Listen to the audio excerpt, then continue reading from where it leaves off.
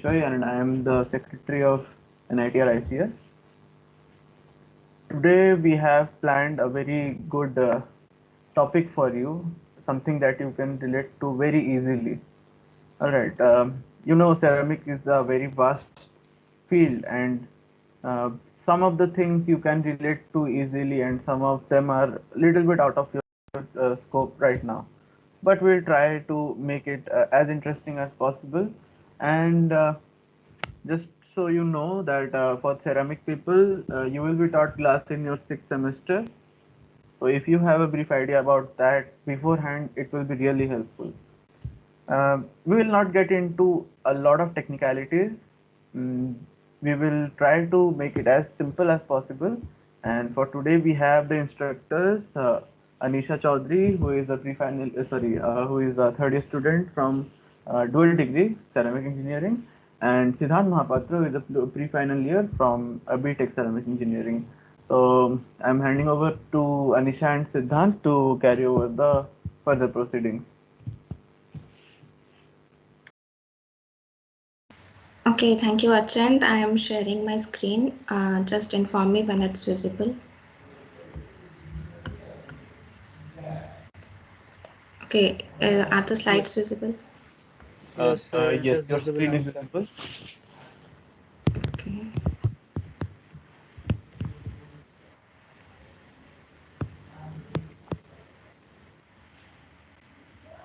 Okay, so I'll be taking over. Just so you know, welcome to the session, all of the first years or second years who have Siddhant, joined. please, Yes, I'm sorry to interrupt. I just forgot to give one information. Following this presentation, we have a question answer session, and then we have Google form to test what you have learned today. So, all the attendees, please pay attention to what is being said because you may be assessed on the basis of the responses in Google Forms. That's all. Thank you. Siddhant, you can continue. okay, thank you, Achint. Once again, welcome all first years and second years. This will be our first session on glass. Okay, so first of all, in the first slide, there's a little welcome for all of you, and uh, going through this, we will have some. Before we start talking about what uh, discussing about glass, I want to specify something. There will be some questions in your mind, and this slide will give you what are the questions that we'll be answering throughout the session. So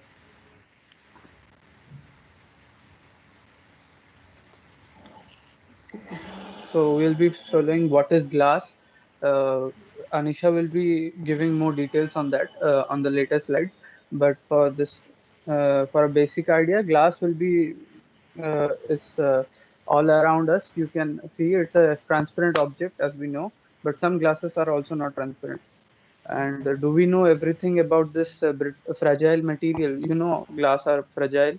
Some are not. Some are fragile and they break too easily.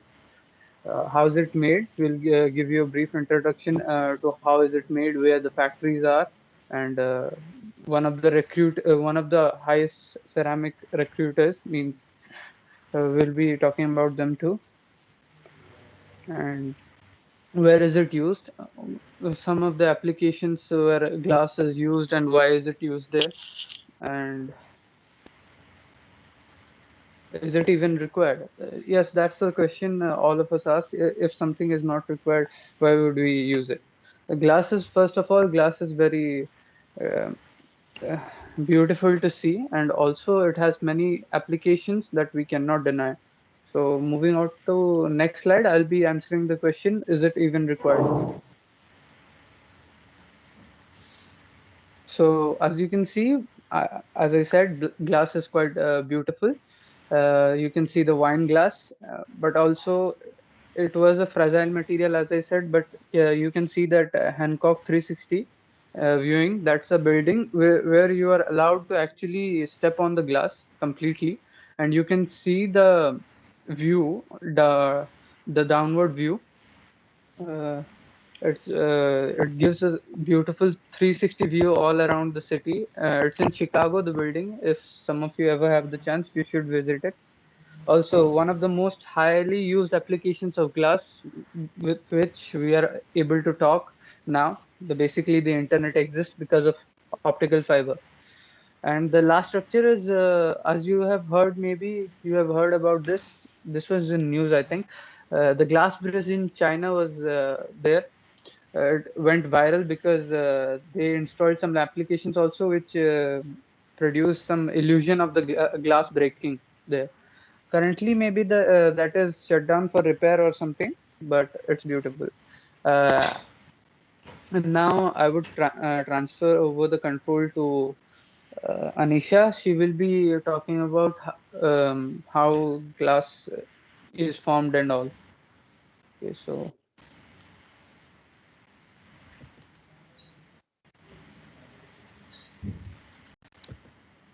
Anisha, do take over. Yeah, am I audible? Yes, you are audible. Okay. So let's start from the very basic, that is structure of liquids and solids. As we all know, in liquid, the atoms and molecules are not very tightly packed, and hence they can move very rapidly and have a random structure. And as the force of attraction between the atoms is not very strong, so bonds break and they also reform. And liquids exhibit fluid behavior. No, and the most important thing is that no long range order can exist. And what is the meaning of long range order? Long range order basically means repetition of a particular atom over a large distance. Okay, so which doesn't exist in liquid, but it exists in solid. In solids, the position of atoms are fixed, the bonds are intact, and hence no bond breaking and reforming can take place. And it has a rigid structure as the atoms are very tightly packed due to a large force of attraction between the atoms. So now let's move on to glass. So glass basically is an amorphous solid. First of all, you need to understand that there are two types of structure, crystalline structure and amorphous structure. And we know the difference. Just to brief the difference, crystalline structure has a long range order, that is a repetitive pattern is carried out through a large distance, and in short range order it doesn't exist, it has a random structure. Amorphous solids has a random structure, and glass comes under this amorphous solid, and hence it has no crystal structure, no long range order, only short range order is there. And then it resembles frozen liquids. Why is it called frozen liquids? Because at room temperature glass is not a liquid, the liquid's structure has been arrested to solid state, and hence the name frozen liquids. And then difference between crystals and glasses. In a crystal, the atoms have ordered positions and it also has a long range order. And in a glass, which is basically an amorphous solid, it has no long range order, and glass is not liquid at room temperature, as I said before. Look at the picture on the bottom of the screen. The left hand side diagram indicates the amorphous glass which has a random structure, and on the right hand side it indicates the crystalline structure. So you can clearly see the difference, that crystalline structure has a proper arrangement of the molecules of silicon and oxygen. Basically silicon and oxygen are the units of glass. So in crystalline they are arranged in a particular fashion, but in amorphous they are randomly arranged. And one more thing, that amorphous solids occupy more area, more volume than those of crystalline. As you can see in the picture, the left hand side structure occupies more volume, and hence when we convert crystalline to amorphous, there is a drop in density. As density equals to mass by volume, so it is inversely proportional to volume. It occupies more volume and hence has low density. So when you will be converting crystalline to amorphous, there will be a drop in density. Okay, moving further. Now we will see the nucleation and growth process which occurs in crystallization. So formation of critical nucleus occurs. This is a group of atoms which form a critical particle, and then these are the atoms surrounding the critical particle.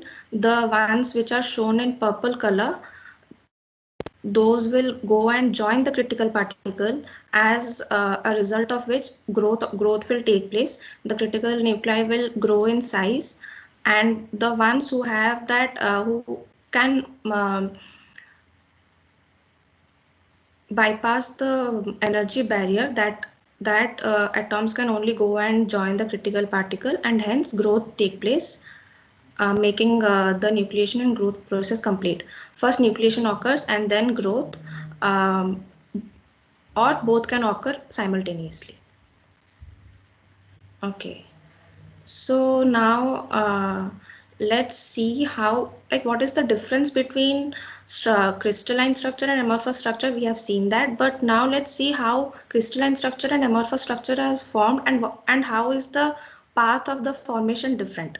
So let me use a pointer.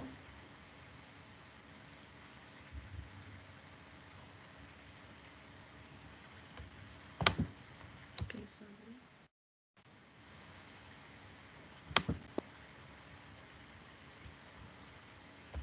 Yeah, see the left hand side graph. Here it is liquid, and Tm is basically the melting temperature.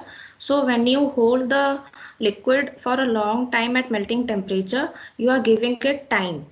As you are providing time, the atoms can rearrange themselves in a particular fashion so as to form a crystal. So here the liquid is following an equilibrium path, but here it is following a non-equilibrium path. And how will you differentiate which one is equilibrium and which one is non-equilibrium path?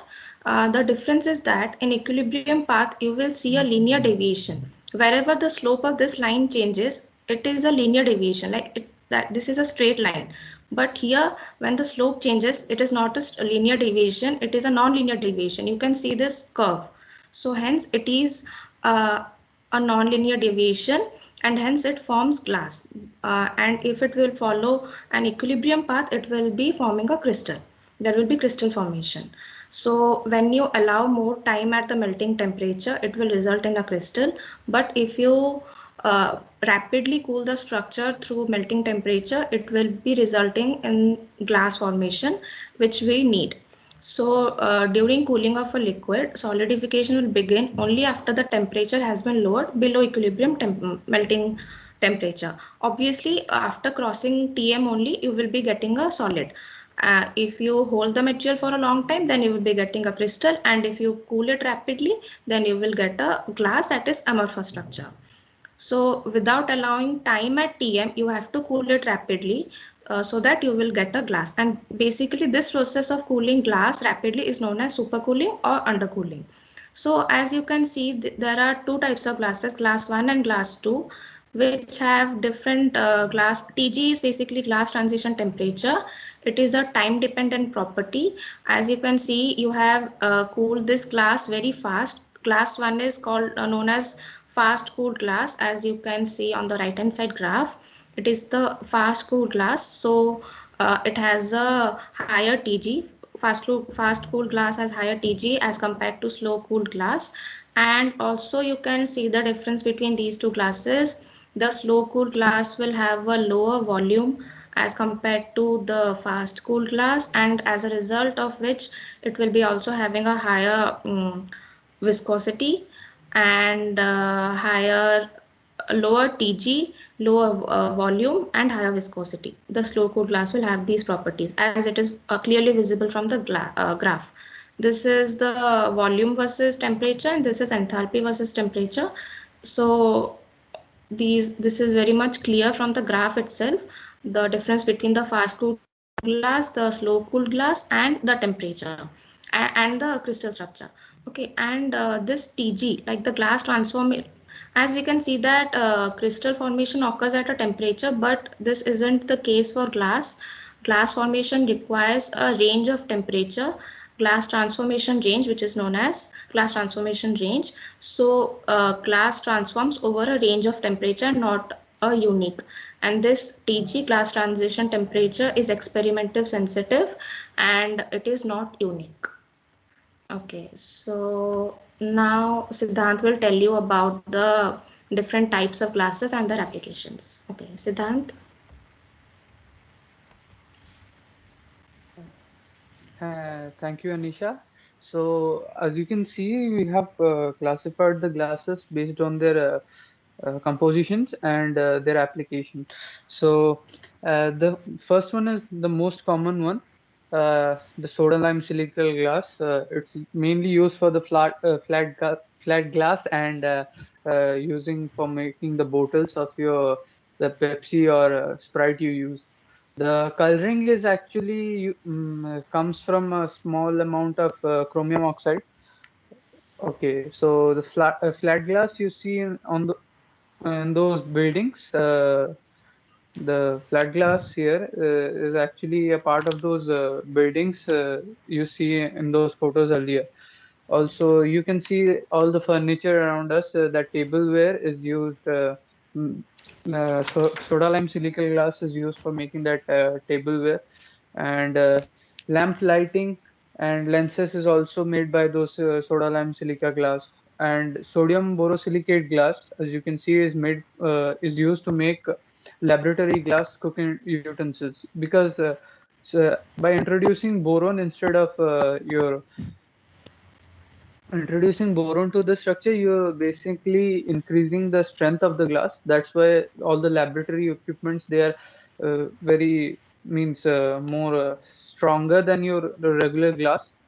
Uh, Also, after that, e-glass is introduced, which is basically it contains a higher percentage of alumina, and as we know, alumina is more stronger than any other. Means it has more higher hardness than any other materials. So it the e-glass is more stronger, and also introducing alumina does something to the structure. Since this is a very basic glass, we cannot say basically what it does, but it basically changes the structure somehow, mm, uh, improving the structure such that it decreases electrical conductivity in the structure. So that's why it is used for e-glass. A glass is used basically, it is the type of glass used for insulation. It is mechanically more stable also. So it is used for insulation and glass reinforcement. As you can see, glass wool and glass fiber used in mainly your car windows and all. Okay, all of you may have heard about LCDs. Display glass is used for that. Also, Al2O3 here also is used. Alumina is also used to decrease the electrical conductivity. That's why you can touch your LED screens also, LCD screens, sorry. Um, Lead crystal glass. Now, introducing lead to the glass will increase its density. So, lead crystal glass is used for your artware, your tableware, decorations. It is used, and most one of the most important uses is the vitreous silica glass. Now, this glass is made from purely silica, and not any of the impurities is added. It is used for optical glass fiber and making a glass from purely silica. It improves the property such that um, it improves the strength. It improves the. I actually did not remember that. That's why it's used for your laboratory and chemical equipment and halogen lighting because the glass is so dense that even at high temperatures, this actually requires very high temperatures, about around 1700 uh, Celsius. It requires to be forming completely liquid. Still, then it's viscous enough to not flow. Moving on to next slide.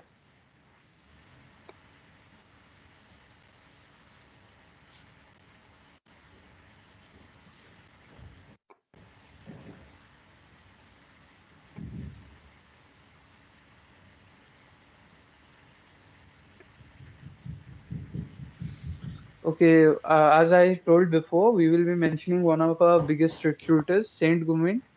Although the CGPA requirement is quite high, but they are also the pay is quite high too. So in the Saint Gobain, this is one of the Saint Gobain plants we have shown. So here as you can see, there is a charging and melt and fining is there. That diagram shows how the glass is basically made. Anisha will mm, say more on this, but before that, the this charging part, I'm saying that this is actually 400 meters long. As you can see at the back, in the below it is given, it is 400-meter long. So basically, what is done is as an overview of the process, raw materials are charged at the starting. It goes through a big amount of furnace where it is melted, and after fining it, it goes through. As you can see, there is a small.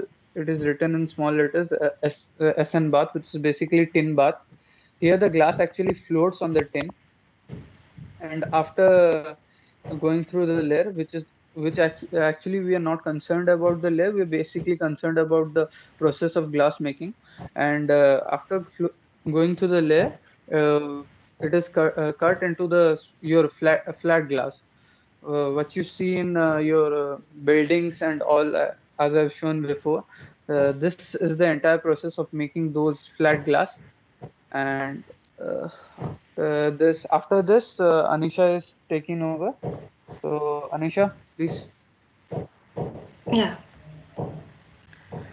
So the biggest part of the formation of glass is the furnace, where the raw materials and the cullet and all the required materials are poured into the furnace, and there it is melted. So here two types of furnaces are shown, and they are divided into two types on the basis of the position of the burners. As you can see, I am pointing to the burner. These are the burners, and in crossfire furnace the burners are located along the length of the furnace, and in end-port furnace the burners are located along the width. So here these are the raw materials which are shown, and it is melted, and the burners help to melt the raw materials. So basically these are two types of furnaces used in glass making process. Moving on, this is the flow chart which shows how glass is made. First of all, the raw materials are weighed and mixed, and then it is poured into the furnace where heaters are present to melt.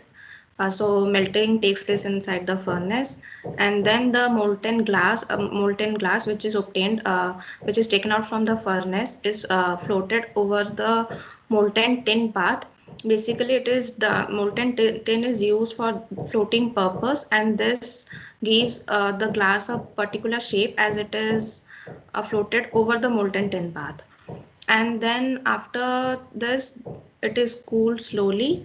It starts to cool slowly actually, and then after that it is goes through annealing layer, where the all the stresses are relieved from the glass, so that it can be sent for inspection for the final testing to detect all the flaws, and if anything present, then to reform it, and then it is sent for cutting and storage according to the production, or according to the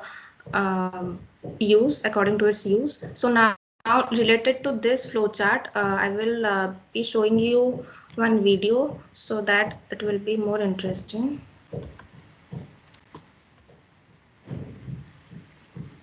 Is the screen visible? Yes, it is visible.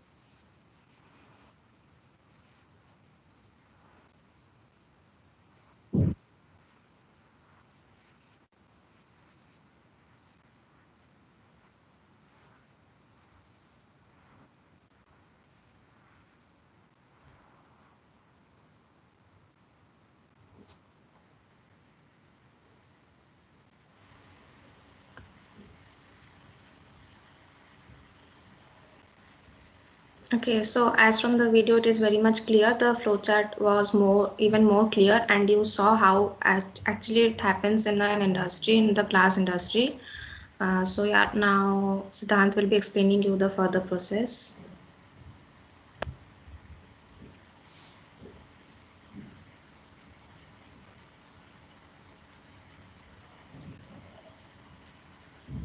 Uh, Thank you, Anisha. Before we begin to the next process, I will tell you what these are. Before that, in the previous slide, Anisha, can we go back? Yeah, 1 minute.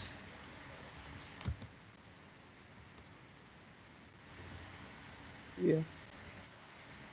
Yes, in this part, in basically the melting process, there is actually one more process, which is basically after loading of the material, there are some processes involved in which first is the batch is completely melt, uh, and the part before this was in the cross-fired furnace. If you have in that fire furnace, you have seen those floating objects were actually solid pieces of materials which are actually floating above the glass.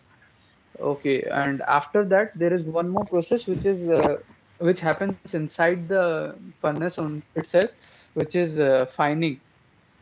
So it occurs in the later part of the furnace, which is basically when we are making glass, as you know, for example, let's take soda lime silicate glass. So in that glass, after adding sand, which is basically silicate sand is added. After that, we cannot directly add sodium oxide and calcium oxide because they are highly reactive, first of all, and they will hydrate very easily. So instead, the sodium bicarbonate and calcium bicarbonate is added. So what basically happens is that when you add those, carbon dioxide is released as at higher temperatures, uh, which leads to bubbles forming on the glass. And but the glass, since it is at a very high temperature, its viscosity is less, and the bubbles go above the glass. So basically, what the bubbles actually do here is they mix the glass pretty well. Since we require a homogeneous solution for glass, the bubbles mix the glass pretty well, and after that it comes out as your uh, on the molten tin area, which is basically your flat glass. So these steel grooves, as you can see on the ground, are actually a form your uh, it's a form of electric heating coils, which is basically your made from your molybdenum. So these coils are actually their electricity goes through these coils, and they heat up the solution. The furnaces you saw before, the cross-fired and the end-fired furnaces, those were actually fired from oxyacetylene flame. Uh, so these are actually the grooves through which electricity is passed and the glass melts through that electricity. As you can see, this is one of the second views, and after this there is one of the cool pictures of the previous furnaces. So this is how in the crossfired and the end fire furnace, this how the flame is thrown like this out of the glass, and it's at a certain angle so that the radiation here, the heating is done purely by radiation. There is no convection involved, as you can see in the previous slide. As you can see, since they were electric heaters, it was done by conduction and all. But in this part, it is purely done by your radiation. As you can see, the flame is going out of this part, and the glass is heated. And this looks like a swimming pool, as our sir said to us, but you shouldn't dive into this as you will be burned. This is the oxy fuel flame. As you can see, it goes through. It comes out of a small port. And one more thing I actually forgot to tell you. This part is actually one side of it. So when it goes through, as you can see in the previous part, it was coming from the right side, but in this part, it's coming from the left side. It occurs so that for 20 minutes, one of the flamethrowers, as maybe I can tell that is uh, one of the flamethrowers is switched on for 20 minutes. So the gas goes from one side to the other. It is collected there, and after 20 minutes, it is switched to the other side, and it throws from the right side. And the heating is purely done by radiation. So that will be all from my side. And the last slide is basically thank you, written on a glass panel with water droplets to give a very good effect. It looks cool. So that will be all. So after this session, if you have any questions, you can ask any questions if you have. And after this, after your questionnaire session, you will be given a small Google form, which after opening will stay for 30 minutes, and you have to basically fill it up. Okay. This will be based, the Google form will be based on the slides itself and whatever we said, nothing much more. So that will be all. Thank you.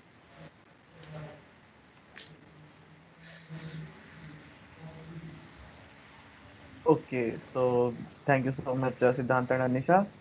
Now for the question answers round, in the panel we have your instructors Anisha and Siddhant, and we have Siddharth Nanda, Vice President of NITR ICS, Nihar Mohanty, the treasurer of NITR ICS, and Rishabh Kundu, Bhaiya, who is the mentor of NITR ICS. So if you have any questions, you ask, and um, the persons on the panel, they will answer them. And since many of you have uh, read some of the things for the first time, there is bound to be doubts. So please ask. Yes, Anjan, you can unmute and speak. I have a doubt that in the means the melting process, it has been said that the for crystalline means to make crystalline, the two glasses are means kept at a temperature Tm for certain time. Yes. If we don't means give the time, will it change to crystal or it will form something else? It Means will actually form No, the glass. basic. What happens is basically we take the raw material and heat it to a temperature which is basically the melting temperature of the material. And after that, once it is liquid, we do not allow time at that particular temperature, the melting temperature. We don't allow time there. We cool it rapidly so that it forms glass.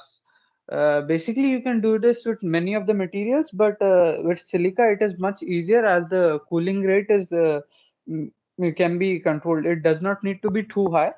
So if you keep the material at that particular melting temperature, it will the nucleation will occur slowly, and it will form the your crystalline solid. means if we take some time, then it will form crystalline. Crystalline solid. Just, Basically, what is the metal? okay, just to add something, let me clear this. There is a liquid. If you give sufficient time for the liquid to cool to a solid, if you're giving a large amount of time, if you hold the liquid at a melting temperature, then it will convert to crystalline. And if you cool it very rapidly without giving much time, then it will convert to glass. Glass structure will be formed. And why this happens? Because if you give it sufficient time, then the atoms will get time to rearrange themselves in a particular pattern, which will result in a crystalline material. So this is what happens. if you will give time. So as we want a glass structure, so our main aim is to cool the liquid very rapidly through the melting temperature. So is it clear, or any other doubt you have? Clear. Okay. Okay, so Rishabh Bhaiya has some questions. No, actually, I did not have a question. I just wanted to add something to the explanation given to Anjan. So, Anjan, have you ever seen a brick wall being inaugurated? कभी मिस्त्रियों को brick wall बनाते देखे हो? Yeah, the construction is going on. Hello, Anjan. Am I Bhaiya. audible? Yeah. So, have you ever seen a brick wall being constructed, layer by one brick? The mason puts some mortar, and the brick wall is being constructed. Have you Yeah. seen that? Yeah. So you can consider the TM point as the starting point of making the brick wall. If you want to construct a brick wall which is perfectly in order, which is exposed in the long range, not in the short range, so you need some time, right? You cannot do it in one day.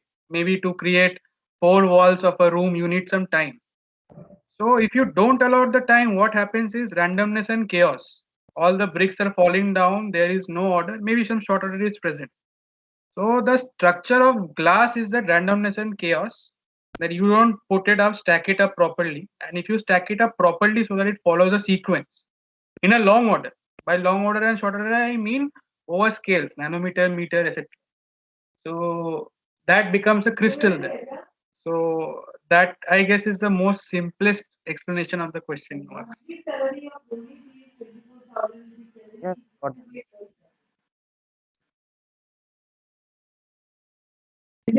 So I guess many of the first. Okay, I guess we have one. Partha, you can speak. Yeah, I have a follow-up question to that. Does giving more time always imply a better crystal arrangement? This actually depends on the material system you are using. For example, if you want to create a building which is modern, maybe has some vertical forest hanging through it, vertical garden, and whatever, maybe the architecture people can tell you about that. So that will obviously take much more time than a normal building, right? Say our department's building. Yeah. So that depends on the time you have to spend depends on the material system. For example, if you consider a metal, a pure virgin metal, then metals tend to crystallize very fast. So I think Siddhant raised a point that silica is used because silica can be formed into glass easily. So why easily is because silica's bonding nature is so sluggish, and maybe you can call it lazy even, that it does not want to turn to a crystal, and we can utilize that to form it into a chaotic order or a class order. But for metals also, the same thing can be done, but the undercooling rate has to be extremely high, maybe 10 to the power 6 degrees Celsius per minute. So that is the difference in cooling rate. So your question is, I guess, to maybe the crystal. I think you said that whether you want a better crystal or not. So better crystal, if you allow more time, of course, your crystallinity will increase. So Partha, So, could I so explain yeah. something Yeah, in lines to your question? yeah. And another question, what was that vitreous silica? Vitreous means amorphous. So Okay. vitreous actually means to be when you read sintering in maybe some higher semesters. So when you are heating up a body and there is a lot of liquid phase involved when you are heating it up, generally by thumb's rule greater than 25% volume we have a liquid phase. That is called a vitreous phase sintering. And when you undercool that structure completely, so that forms a vitreous silica. Okay. Thank you. Okay, I guess Nanda has a question. No, I don't have any question. I just want to add one point since lots of questions are being asked regarding this. So there is something called viscosity. I guess everyone knows it. So what we are doing that during the melting, since we are giving it time, we are holding it at the melting temperature. So at that point, as we know, the temperature is higher, so the viscosity is lower. Since the viscosity is lower, the atoms are getting enough opportunities to rearrange. They can move, and so that they can form a pattern. But when you are reducing the temperature rapidly, you are increasing the viscosity, because we know as the temperature reduced, the viscosity will increase, and hence as the viscosity increases, the atoms cannot get enough time to rearrange, so they just stay where they are, and that leads to the formation of a disordered arrangement, or you can say an glass. So you need to understand that point, that the viscosity is a very important factor while considering whether it's a glass or it's a crystal. So keep it in mind. Yeah, thank you.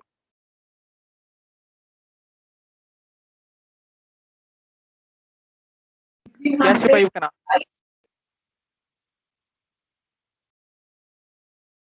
Hello, am I audible? Yes, you are. Yes, sir. So I want to ask, like, is this glass phase is only applicable for transition from liquid to solid state, or is it applicable for gas to liquid state? What happens if I don't like keep the gas at that temperature for a period of time and I'll not let it go to change to liquid, and I'll rapidly cool the gas to gas state. Okay, so how it is going to affect in gaseous phase?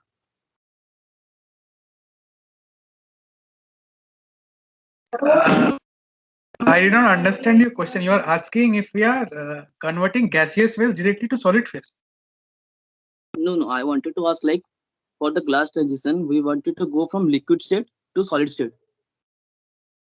Okay, so what happens when we go from gaseous state to liquid state? And there are two methods. Like, we can give some time, it will convert to liquid. Otherwise, what will happen if we rapidly cool the gas? Is there anything is going to happen or not? See, first of all, if you are talking about gaseous phases, all these materials which we have in gaseous phases, they exist only at super high temperature. So if you convert silica to gaseous phase, maybe some fumes you can get, and converting it back to liquid, there is no application point of view of it.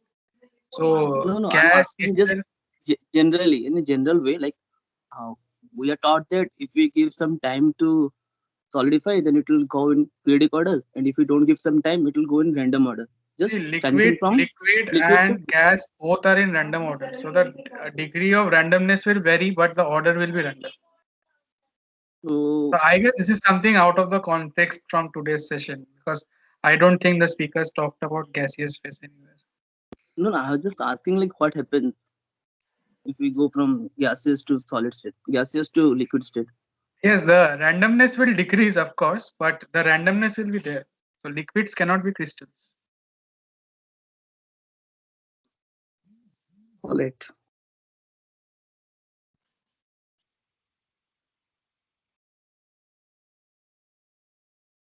Oh, yeah, So I any would like more? to encourage the first Yeah. years to ask any questions you like. I think we will be happy to answer, or else you can give us some feedback of how you felt the session was.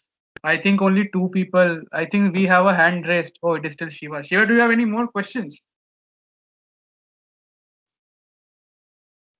Okay, so I think if anyone has any question, I guess only Anjan and Partha, these both asked. So Ipshita is already leaving, I can see.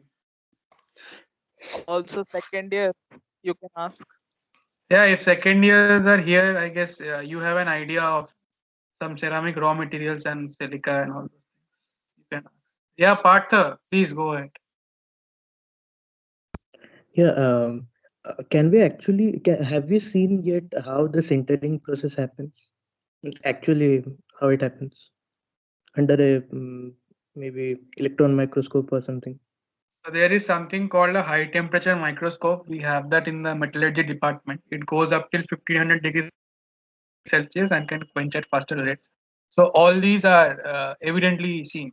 how the atom, like maybe not at an atomic level, but from the micron meter level, you can figure out what is happening at the bottom level. So yes, all of these have been evidently proven both experimentally and computationally.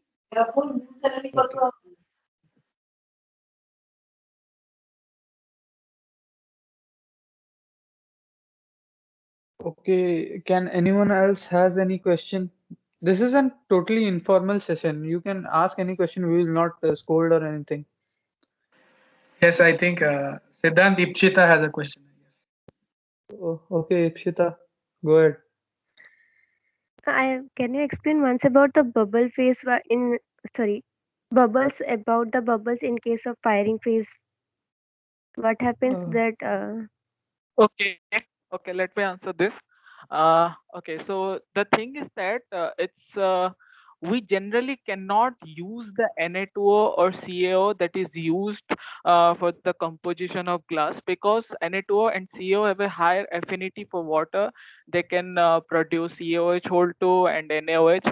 So generally we go for raw materials like Na2CO3. We go for generally CaCO3. What happens? They dissolve into CaO plus CO2 and Na2O plus CO2. This carbon dioxide produces bubbles. Okay, and as you know that the presence, like you think something like there is a glass and it's transparent, but there are some bubbles. So bubbles are generally not required unless and until it has been asked to, like some for decorative, decorative uses. So this is a process. There is a process called fining. So what happens when fining? These bubbles come to the surface, and thereby because of the surface tension it bursts, and during when it comes to the surface it aids the melt. Okay, so it aids the melt so that it can reduce the what we can say the inhomogeneity, compositional inhomogeneity. What is that? Compositional inhomogeneity is because the Na2O and CaO produces various eutectic with the composition, and thereby producing different composition and in the different area of the melt. So by this fining process, when the bubbles come from the down to the surface, it aids the melt and thereby reducing the composition inhomogeneity. For an example, you can say, suppose you have a Sprite bottle. Okay, so if you age it, or if you age it, what happens? Lots of bubbles, or you can say the bubbles come out, right? So during that process, it ages the whole Sprite liquid there. Okay, so this process is called fining, and this is very important. Am I like clear to you, or you want some more clarification on this?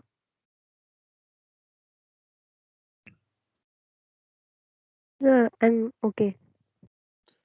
Okay, just can I just add to one point of Siddharth? The material that we actually put in the furnace is basically in solid form. So even if you mix it, it might not be mixed properly. So what is happening is basically formation of those bubbles mixes it properly. Since it at the very high temperature, it is quite fluid. The melt is quite fluid for to be mixed so properly. So that what happens in basically finding it. The production of bubbles basically mixes the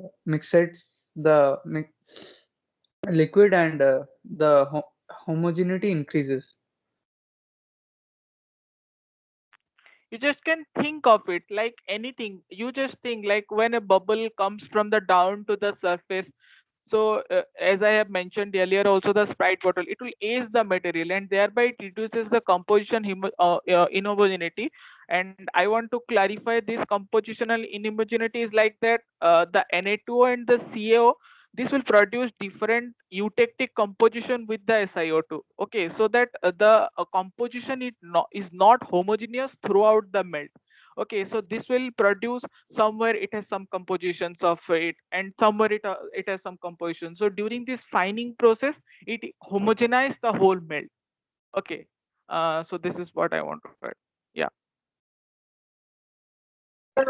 So I'll just add one thing before we take another question. So Ipshita, have you ever used a mixie? Yes. So in the mixie, we have a mechanical force to mix things inside, right? Yes. So if you replace it with a high-speed airflow, do you think it will do the same thing? Not efficiently, I guess. But the mixing will happen, right? Yes. So that is the same thing that is happening there. And to avoid air pockets being formed in the melt, as Siddhant and Siddharth said that we are putting in solid material, converting it to a melt. So there will be air pockets inside. So we have to get rid of them. We do not want bubbles inside our glass. So for mixing and getting better homogeneity, we do the fining process.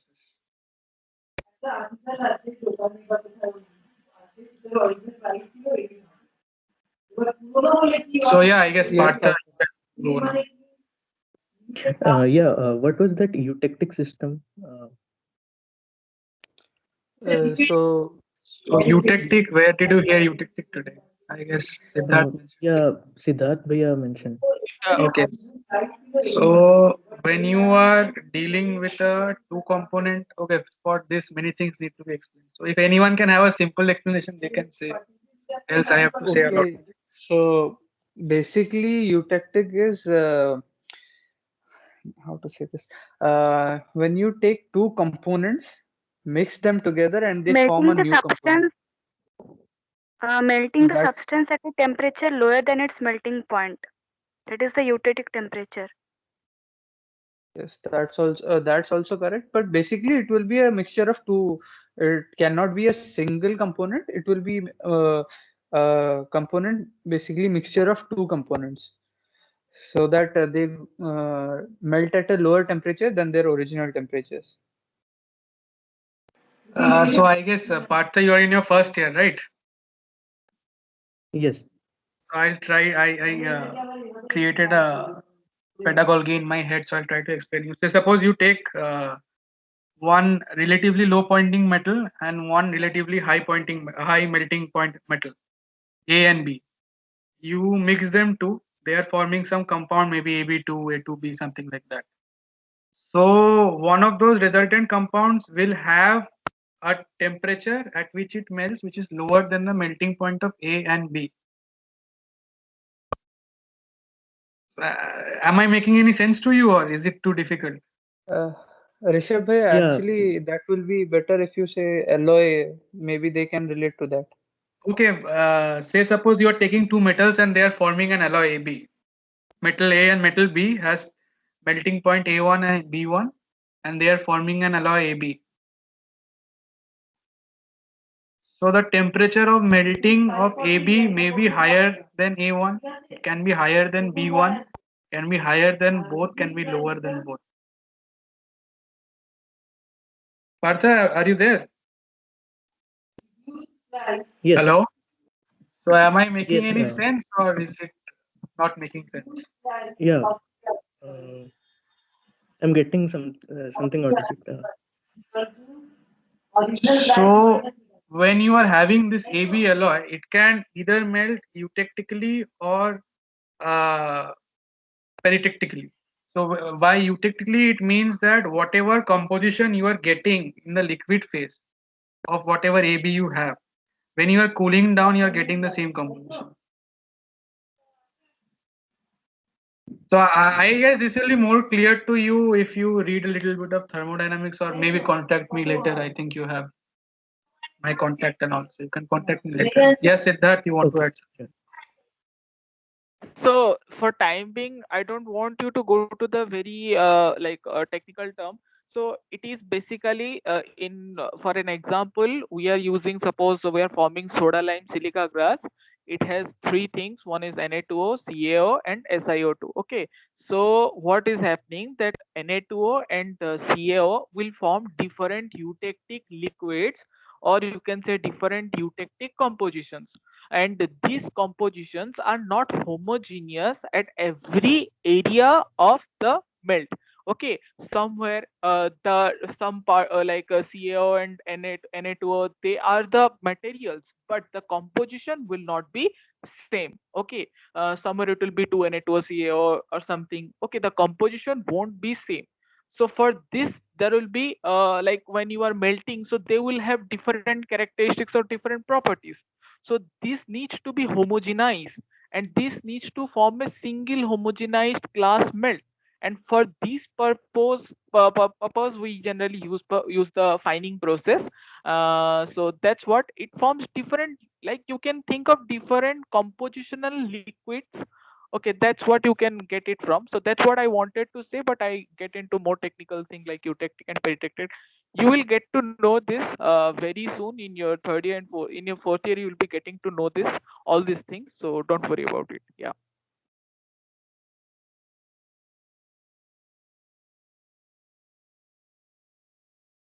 Okay, is it clear? Hello. Yeah. Yeah, okay. So any more questions anyone wants to ask? Please go ahead. Second years, first years, any questions today's related? I guess you all stuck into that only. There are others, various things taught in the class. You may ask anything related to that, or else Yeah, we I can guess Naveen has a question. Yes, Naveen, you can go ahead. So, hello. So, in glass making furnace, there a certain angle is maintained, and heating is done by radiation. So, I want to ask that what's the significance of making that particular angle?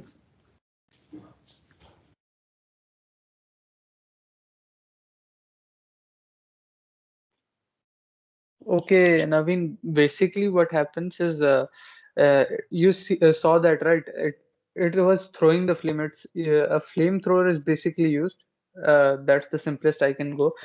A flamethrower is basically used. If you keep it at a certain angle, the surface area which will be facing the glass will be moved. So the energy used for that melting the glass it will be more efficient basically for that matter. So that's why it is made to an angle. Otherwise, if you can keep it at a different angle, it won't matter. The glass will still melt. But to make it just a little bit more efficient, it is kept at an angle so that the area is more, and it can be means more radiation can happen, and basically making it more efficient.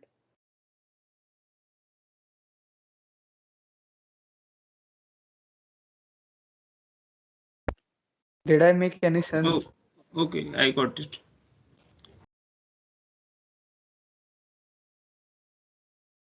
Okay, any more questions about anything else?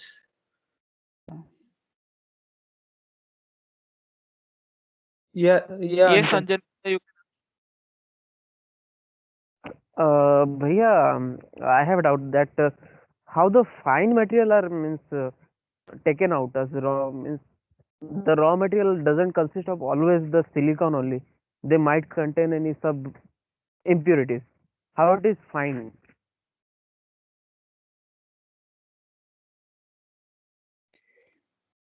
Okay, silicon is not basically used. It is silica is used. So silica sand is actually you're not actually concerned about that silica sand part.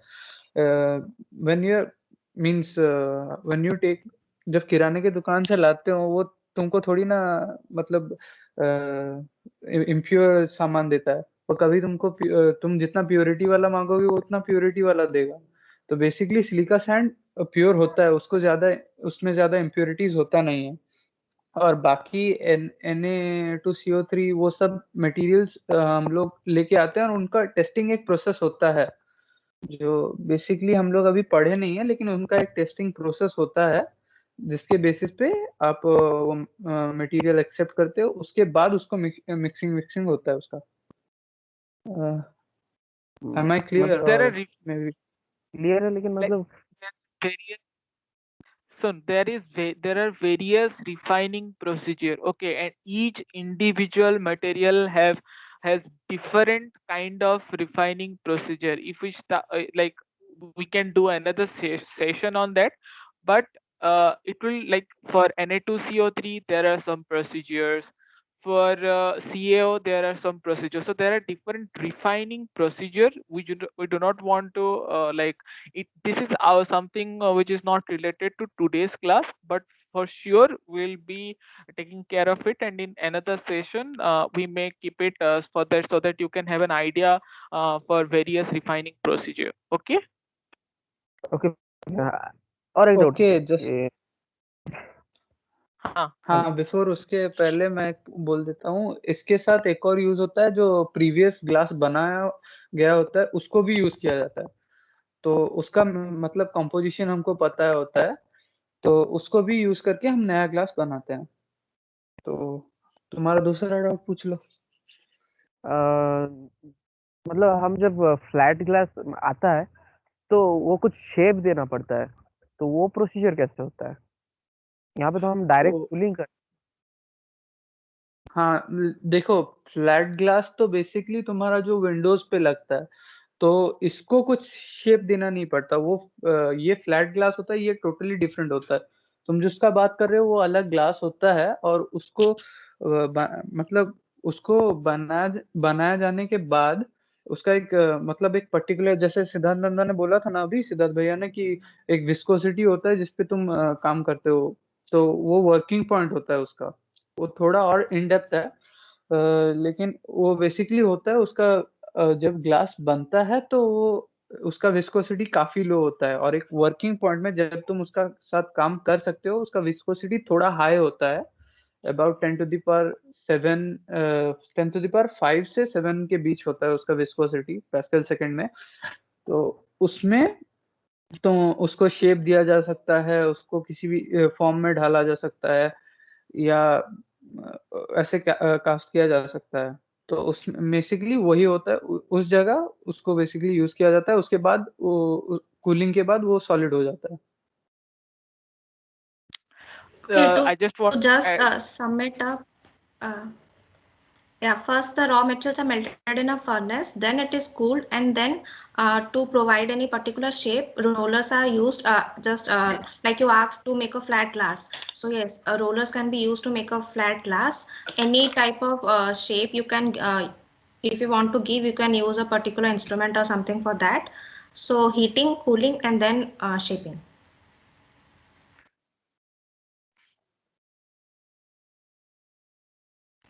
So is it clear, Anjan? Okay. Okay, Partha, you can ask. Partha, yes, you can ask. Yeah, does heating via flame-throwing technique ensures even heating? And is there any other techniques involved? Okay, the Yes, flame. Like Siddhant said during the presentation, there are electrodes which assist in the heating process. Like if the heat is not sufficient through the flame, then the electrodes are used to melt the raw materials. So yes, that electrodes assist in the heating process. Also, I would like to add that the bubbles that we told about, it also helps in dissipating the heat throughout the system, basically mixing and dissipating the heat. So that also helps the heating part. Okay, thank you.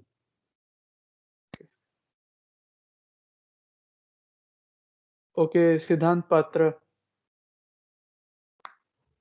do you have a question? Hello. Bhaiya, I Yeah. have heard somewhere ki the hot glass break when it comes in contact with cold water or something of that kind. So what is the possible reason for this? Okay, so that part is actually dependent on the composition. Like I said, in one of the glasses, that vitreous silica glass, that has very high strength, and also its conductivity is high. So even if it expands, it does not break.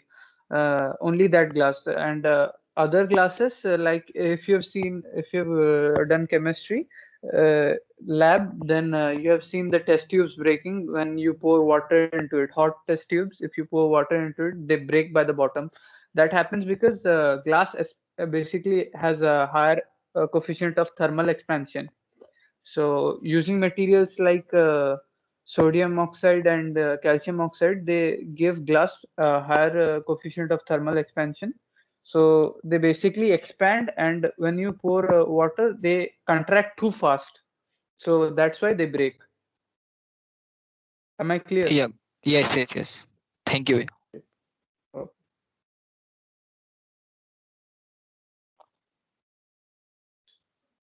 If there are any more questions, we'll wrap it up after maybe 4 or 5 more questions. If you have. Last, it's already time, so we can take up only 1-2 question at the last. Then we will share the Google form to answer. It's very basic questions are there. So first of all, any question? Last, second years, I guess first years have listened it properly and they have been asking question throughout. Few second years have asked, though they didn't join, their friends didn't join, I don't know why. But still, any more questions from second year, first year, anyone from third year if they're present?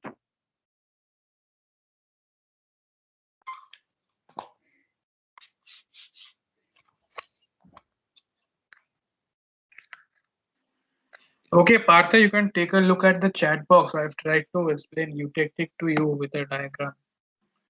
And if none of you have any questions, I guess, Nanda, we can take up feedback from maybe a few of them. How did they find the session, and if there's something else we can do. Rishabh bhai, we the Google form that we have been will be sending at the end of the Google form, we have asked for the feedback as well. So that Okay, I guess that will be better. Anonymity can be maintained. So yeah. yes, Parth has another question. Yes, Parth, go on. Yeah, actually, how can I access the chat? Because there is no team created. Nihar and Achin, please solve that. I have sent him the photo. I have sent him the photo in WhatsApp. You can check that. Please also Yeah, send that's him the text. Okay. Nihar will please Yes. send us also. Yeah, okay. Okay, so any questions, guys? Last.